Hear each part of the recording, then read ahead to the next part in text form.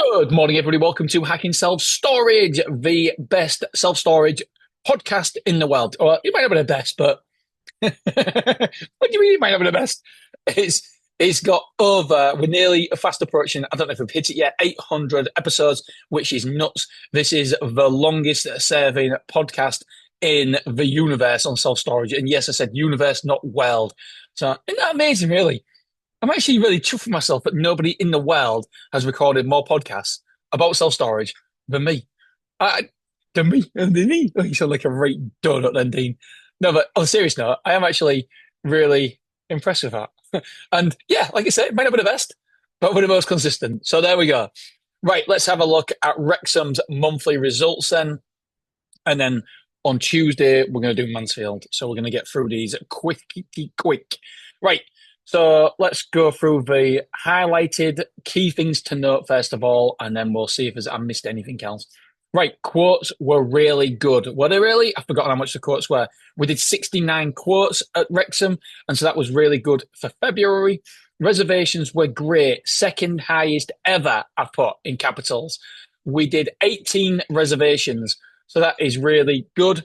However, the conversion rate, quotes to reservations was only 26%. So it's not massive. We got a really good amount of quotes, and then so we managed to do 18 reservations, which was good. We moved in 12 people, which was only a conversion rate of 17%. So some improvements there. Let's see what I put about the notes. Movings were okay for February, but probably expected a tad more because of the reservations. Yeah, I think that's fair. Conversions were on the low side for both. Yeah, we always spoke about the reservations, but conversions for movings was definitely on the low side. Cancelled and expired reservations were two. That's 11% of our total reservations. I think that's too high, but it's only a small figure into it. I mean, two, if you get two, it can be unlucky to get one of them or two. So it's only a small sample size. So it's too much to really, it's not like Clough Road where we got six. So it's only a small sample size where we can't read too much into that. Right, cost to acquire a customer. This wasn't very good this month. It's over 150. So especially when in Wrexham we're not getting a lot price per square foot, you cannot be over £152 to a cost to acquire a customer. We've got to get that under 150 quid. So yeah, that just needs to improve. We spent £1,673 on Google Ad spend. I mean, it's great for my air miles because we put it on the Amex and then we claim it back, but it's not good for anything else.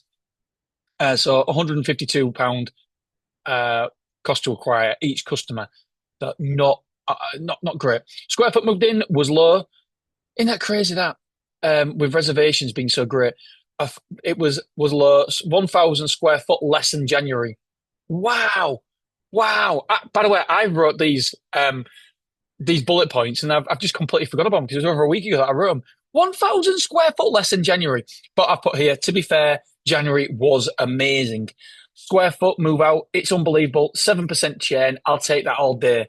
So we moved in 960 square foot and we moved out 890. So because of the low churn rate, and that's important to know, I was going through with net positive 70.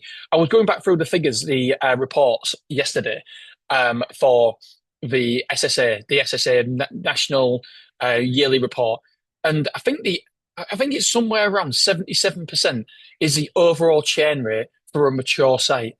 77%. That's mental. It creeps up to 100% when you combined new sites and mature sites, but still 77% for mature sites. No wonder this business model works so well. It is wonderful. The wife is about to get up, so I need to make her a cup of tea. So I need to get going. Net square foot, it was around about 11. The low churn rate definitely, the low square foot moving definitely hurt us here. But like we said, it's 70 square foot up or around about that. 81% occupied, so I'm really happy with that for the end of February, especially because we've just had more units built as well. The average insurance sold was only £4,000. We want to average £6,000, so that wasn't good. Revenue, solid, just below last month's daily revenue amount. And last month was, so if you divide the amount you've taken on a true period revenue by the amount of days, then you get a daily amount because obviously it's not fair to compare February with January because there's more days. There's 3 more days. It's nearly half a week, which makes a massive difference when you charge by the day. So it was just below January's daily amount, daily figure that we charged per day, and January's was the best ever. So yeah, it wasn't. It says well, that's true period revenue. But when you actually look at the how much we've taken, actual physical cash, not the amount we've invoiced in that day, in that time, it was still £8,000 less than January. So that is a chunk of changes. That was a lot. So yeah, March is a lot better, by the way. March, just so everybody knows, we've broken all records for nearly all sites for the revenue, which is wonderful. Wonderful to see. I mean, Willoughby is taking £85,000 this month. Well, by the end of this month, it'll take an 85 on a true period revenue. Anyway, I don't want to baffle you with science. Let's go to the overall score. I know you're all nervous and can't wait to find out the overall score. 7 out of 10. Things to improve, but we're over 80% full and revenue is good. I expect March to be awesome. When I say revenue is good, by the way, I don't mean actual money taken. I mean the true period revenue. Just to explain to everyone what true period revenue, it's the amount of invoices you've actually sent in the days in February, in the days in that month. Hopefully, I've explained that well. Hopefully, I'm correct. Because who knows?